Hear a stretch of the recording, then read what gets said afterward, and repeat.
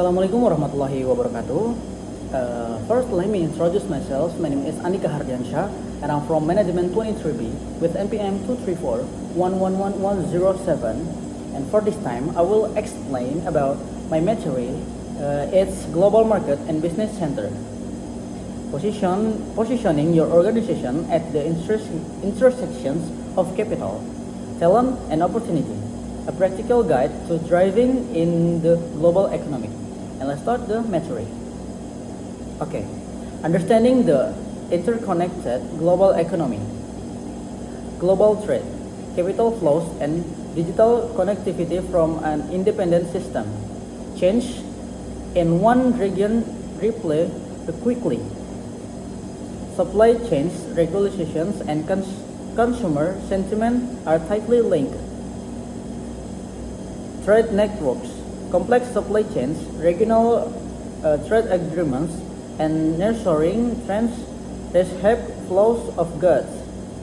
Capital and finance, cross-border investment, currency shift, and global interest rate cycle affect expansion of plans.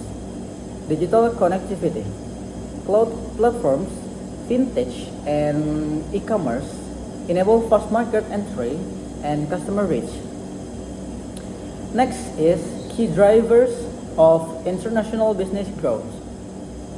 Market fundamentals. Here's 3 points. Number 1 is rising middle classes and urbanization.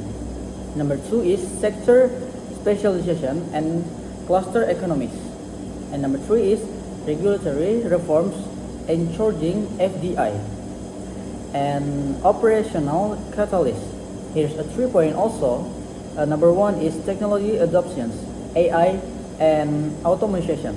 Number 2 is scalable supply chains platforms. And number 3 is strategic partnership and alliance.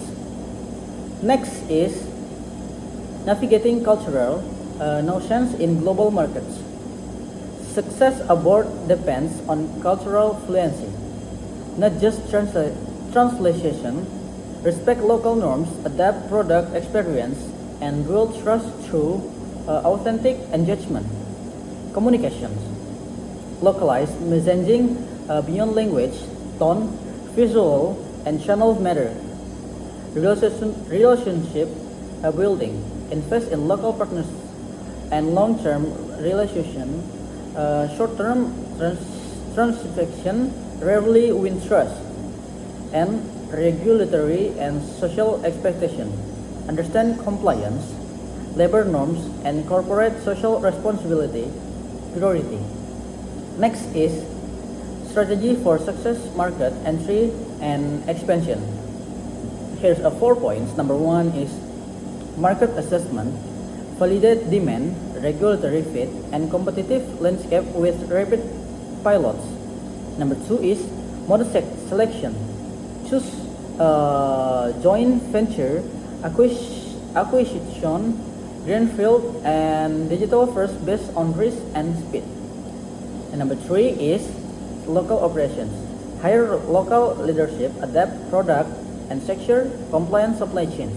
And number 4 is scale and optimize, measuring KPIs, refine channels, and reinvest in high returns initiative.